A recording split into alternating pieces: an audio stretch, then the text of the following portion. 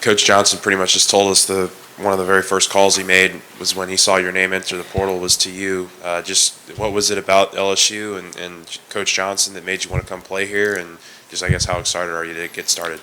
Numerous things, honestly. From the outside looking in, when I was at Carolina last year, LSU has a fantastic program, best fan base in the country. You know, I always rooted for LSU growing up. It definitely was my dream school growing up, and I didn't really expect the call, honestly. You know, like from the outside looking in, you can look at my stats and say, like, you know, dang, like they're getting guys in the transfer portal like Tommy White and Thatcher Hurd and, you know, Gage Jump, like all these top end guys, and then you get me out the portal, and then, you know, you might look at that sideways. But when I got the call, man, I was happy as I don't know what. You know, like, I mean, I tell people all the time this, and this is a true story. You ask my dad. I got the call, and I teared up on the phone. I cried, man, because I never thought I'd have the opportunity to play at a program like this.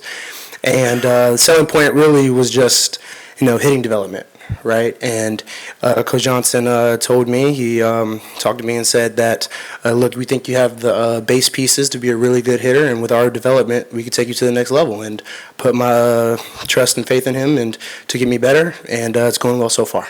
So. He said you and Chief have been working and having a lot of success, I guess, early on. I guess what's changed or what kind of clicked for you?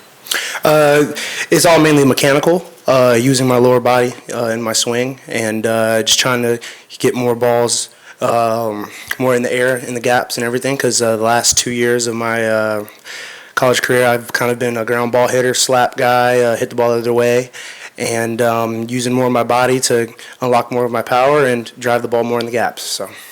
Just two of the things that Jay kind of talks about when he talks about you. The story that Glenn was talking about, he said, no, why don't you come tomorrow, you know, as far as like when you're on the phone with them. He didn't want to wait for you, right? And then when you got here and went through fall ball, he was pretty confident in that you were going to be the starting shortstop. Like, what does that do for you? You're kind of underselling yourself, I mean, to us, but what does that do for you as far as elevating your confidence in your game? It means the world to me, you know, to have probably the best coach in the country, in my opinion, have that much trust in you and have that much confidence in you. And, you know, I think a lot of that is due to the work we put in, right? I've worked tirelessly with Chief, tirelessly with Coach Johnson to make sure these improvements are what they need to be. And, you know, and it's kind of, it started to come to fruition a little bit during the fall. Obviously, I'm not there yet completely. You know, we still have a long way to go. But I definitely say that it's been a great process, though, 100%.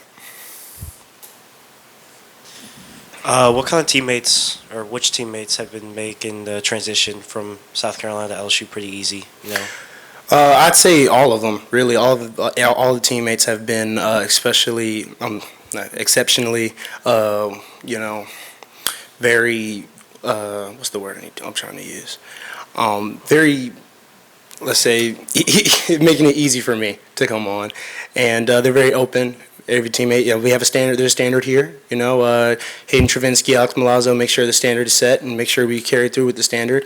And that's really why it's been a smooth transition, right? The two captains on the team and them just making sure we all live up to the standard and we meet the standard every day. So. What's been the chemistry like in the infield, especially with a guy like Jared Jones? The chemistry has been amazing, really. I mean, everybody likes each other. Everybody's friends. I mean, hey, we're all cool with each other in the infield, and we all try to get each other better every day, right? Like I talked about the standard earlier, there's a standard in the infield as well, right? I mean, we're just trying to be better, get better every day, you know, and try to be the best infield in the country, right? And that's our goal, and, you know, we're trying to meet that goal. Yeah, kind of to that end, you know, Josh is moving back to second.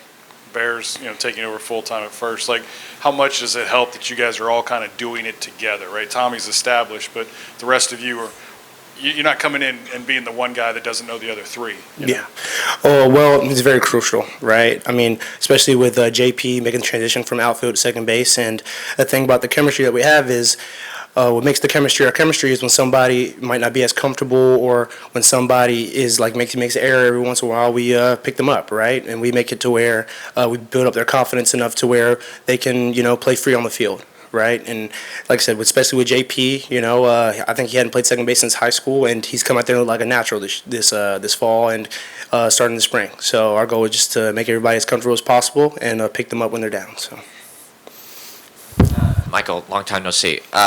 So on the infield with Josh in particular, what are some of, I guess, some strengths that he's had that he showcased at second base, and what are some things that you think could maybe use like extra refining just because, as you said, he's played there since high school?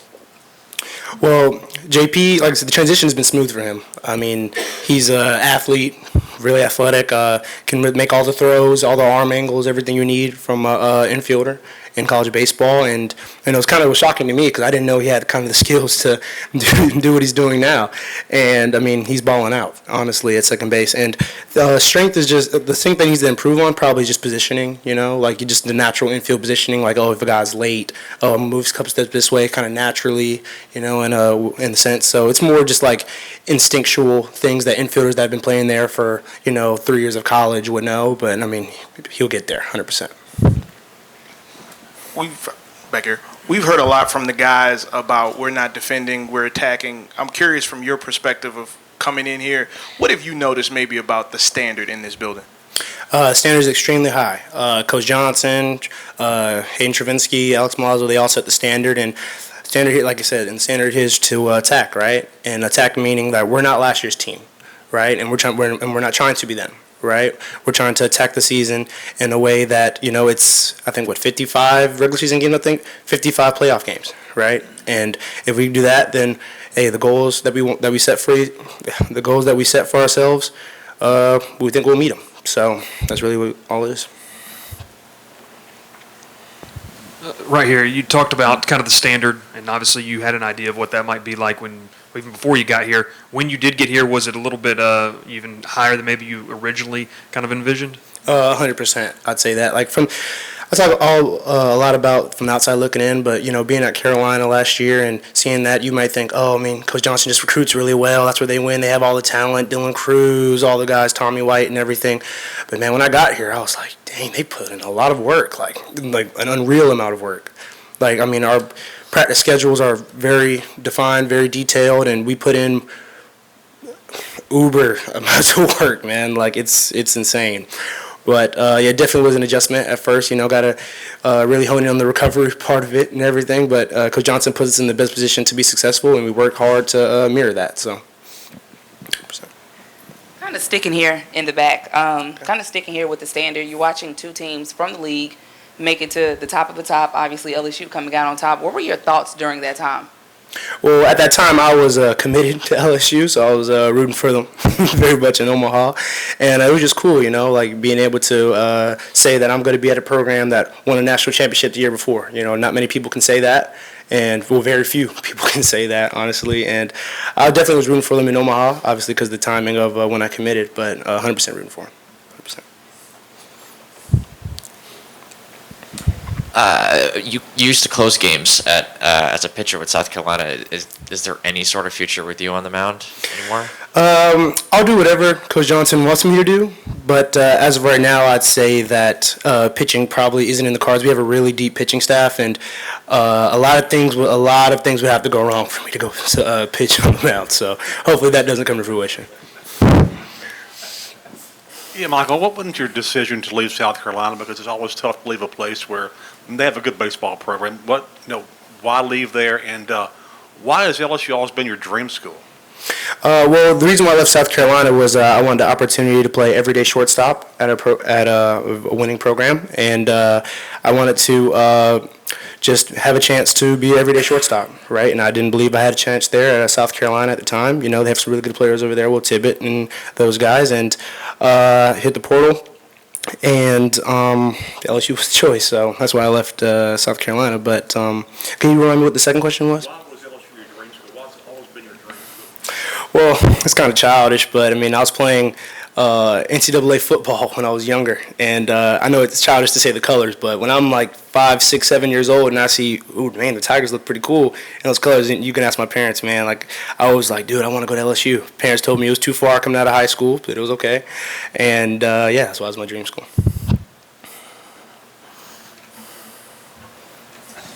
You said earlier you're kind of like you used to be a slap grounder kind of hitter, but earlier Jay Johnson said that you've really improved and you're one of the best hitters in the fall scrimmages and stuff like that.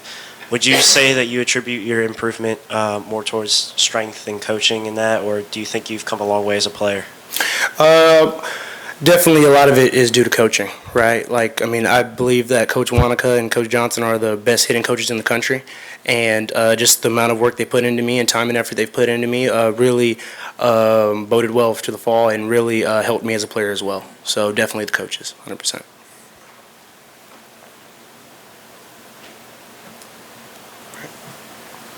Anyone else for Michael? All right, thank you.